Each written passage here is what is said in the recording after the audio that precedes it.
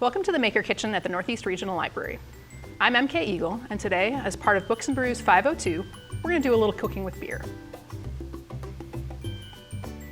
Books Brews 502 is the Louisville Free Public Library's adult winter reading program.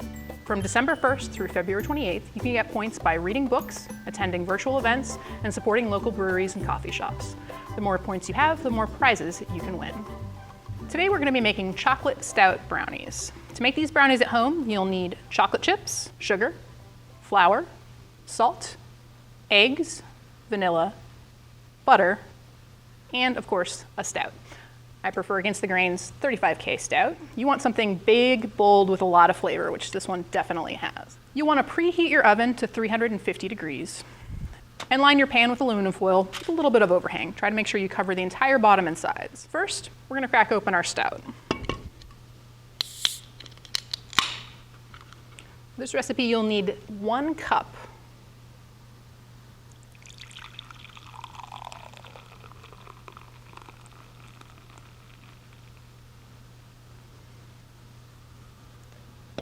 and we'll go ahead and pour that into a saucepan. Go ahead and bring the temperature all the way up to bring your liquid to a boil, then reduce to a simmer. We're going to let this simmer for about 10 to 12 minutes or until the liquid has reduced by half. So you should be looking for about half a cup left in your saucepan. Next, I have filled the saucepan about halfway full with water. Doesn't matter how much, we're just getting this to a boil to go underneath our chocolate. And in the meantime, we can put 1.5 cups of our chocolate. I like to go with semi-sweet pieces, along with 1 cup of butter. That's 2 sticks. The trick with melting chocolate is to make sure it's just chocolate and fat in the bowl. If you get any moisture in there, that's when you start to get that seizing up or that grainy texture. But if it's all chocolate and butter, you're good to go.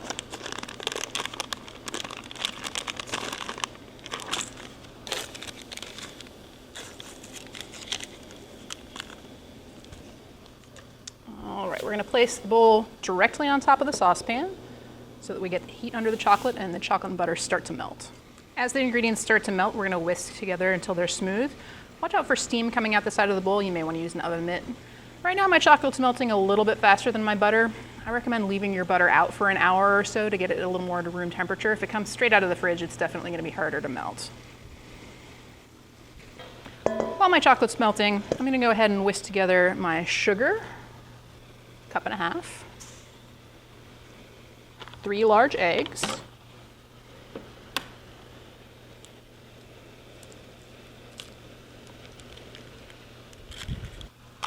and a teaspoon of vanilla.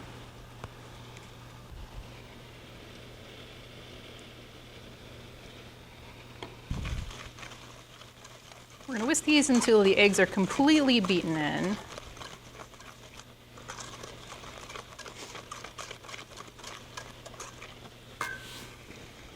And work on our chocolate.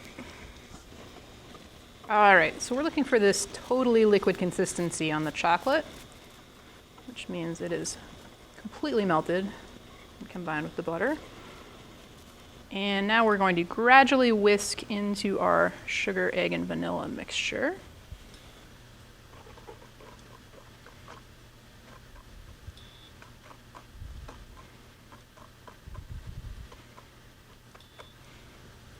At this point, it's probably starting to resemble brownie batter a little more closely. Got that nice grainy, moist texture.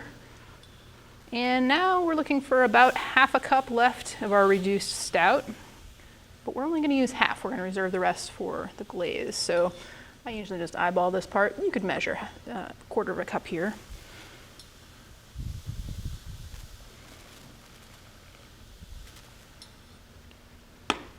And whisk that in. You can see we're getting a nice, really dark, rich color, and the smell is amazing. Now we want to go ahead and whisk in 3/4 cup of flour.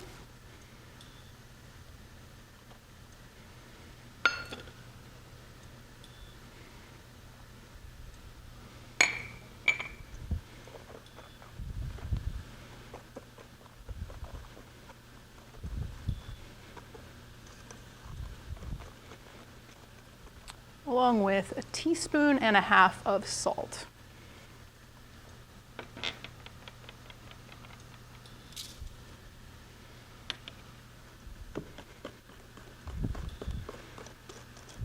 Make sure you're scraping the edges of the bowl, get all of those dry ingredients mixed in. A little bit of elbow grease there.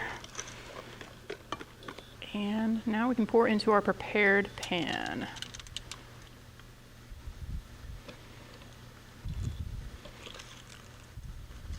Make sure we get all of this goodness in.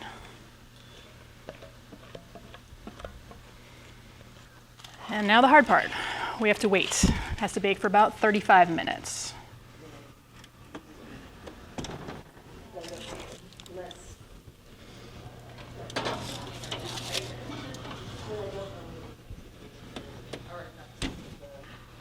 After 35 to 40 minutes, once that top is starting to look nice and set, you may even see some cracks starting to form. We're going to take it out and let it cool. Now that our brownies have had a chance to cool, it's time for the chocolate glaze on top. Went ahead and threw in half a cup of chocolate with 2 tablespoons of butter. Get that melted again over some simmering water.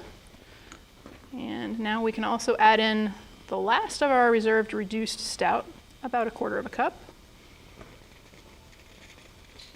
And just a pinch of salt. Now we can whisk until smooth. And this may look similar to the start of our batter earlier, but it's going to add a really delicious fudgy glaze on top. And that little bit of salt is just perfect.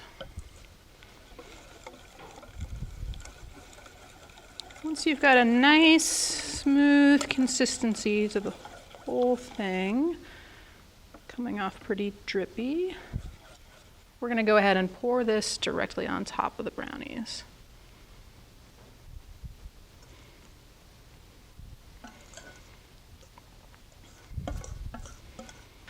Now, I know it's hard to resist digging in right now, but I promise if you wait, let this cool a little bit, it'll harden on top just a touch and you get that nice fudgy glaze across all the brownies. Don't forget to log this as a virtual program in Beanstack for your 50 points in Books and Brews 502. Thanks for watching.